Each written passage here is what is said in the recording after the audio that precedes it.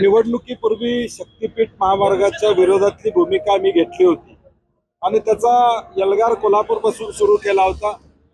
परंतु राजकीय बळ कोल्हापुरातल्यामुळे कदाचित कोल्हापूर पुरता तो वगळण्यात आला आणि परंतु महाराष्ट्रातल्या इतर जिल्ह्यातल्या लोकांच्या तीव्र भावना या संदर्भातल्या आहेत आणि म्हणून कोल्हापूरकर पण आम्ही त्यामध्ये पुढाकार घेतोय.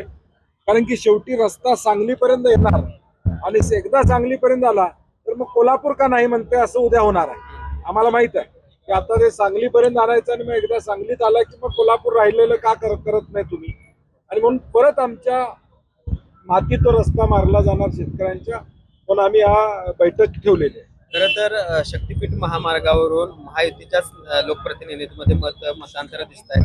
एका बाजूला राजेश क्षीरसागर यांनी समर्थनात बैठक घेतली, दुसऱ्या बाजूला हसन मुश्रीफ यांनी GR दाखवलेला होता की कोल्हापूरमध्ये अशा पद्धतीने म्हणून आज समर्थनात बैठक होते याचा अर्थ काय, सरकारची भूमिका या संदर्भातली पॉझिटिव्ह याचा अर्थ.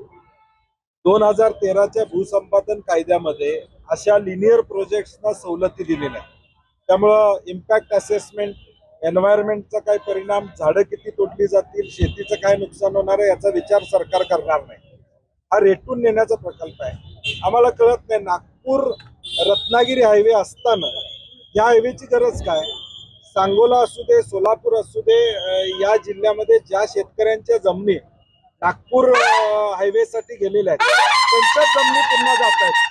ही वास्तवता यामध्ये हा कॉन्ट्रॅक्टर गार्जिन प्रकल्प आहे आणि त्यामुळे कॉन्ट्रॅक्टरांच्या हितासाठी हा प्रकल्प केला जातो.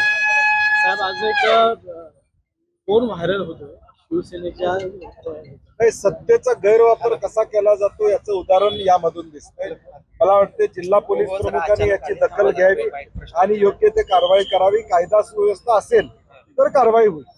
व्यापारी तेच ना, त्या निमित्तानं कोल्हापूरमध्ये ज्या पद्धतीचं एक दहशतीचं वातावरण किंवा खंडणीचं वातावरण निर्माण होते हे दुर्दैव आहे कोल्हापूर. अशाच ताज्या अपडेटसाठी महासत्ता न्यूजला सबस्क्राईब करा.